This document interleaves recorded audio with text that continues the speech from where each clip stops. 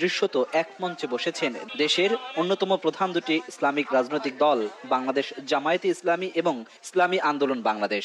বরিশালে পীর সাহেব চরমনের বাড়িতে মিলন মেলা হয় দল দুটির আমিরের। আগে সংস্কার, পরে ভোটের পক্ষে দুই নেতাই।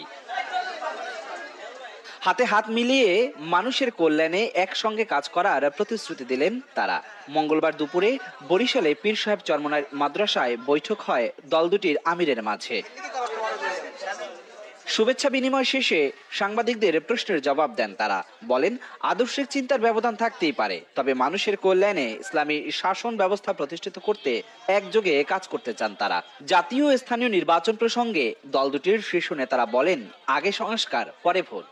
আমাদের উদ্দেশ্য আল্লাহর জন্য আমরা একত্রিত হয়েছি, এর বাইরে আমাদের কোনো উদ্দেশ্য নেই। আমরা এক আছি, তো আমরা এক আল্লাহ, এক কলিমা, এক রসুল সাল্লাল্লাহু আলাইহি সাল্লাম, আমরা সবাই বিশ্বাস করি। এই জায়গায় আমাদের মধ্যে কোনো বিভক্তি নেই। জনগণের প্রত্যাশা, দেশের দেশপ্রেমিক ইসলামী জনতার প্রত্যাশা হচ্ছে যে সব কেন্দ্রে যেন একটা বাক্স থাকে। সুষ্ঠু নির্বাচনের জন্য যে সংস্কার প্রয়োজন সেইটা করে তারপরে নির্বাচন। আমাদেরকে ইসলামের পক্ষে, দেশের পক্ষে, মানবতার পক্ষে আল্লাহ যেন আমাদেরকে ভালো কাজ করার তৌফিক দান করে।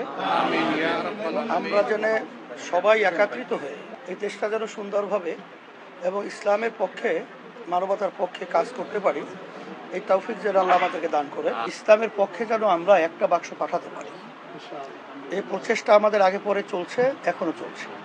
এদিকে রাজনীতির মাঠে পরস্পর বিরোধী অবস্থান দেখা গেলেও বৈঠকের মধ্য দিয়ে নতুন মেরুকরণ হয়েছে বলে দাবি করেছেন দুই দলের নেতাকর্মীরা।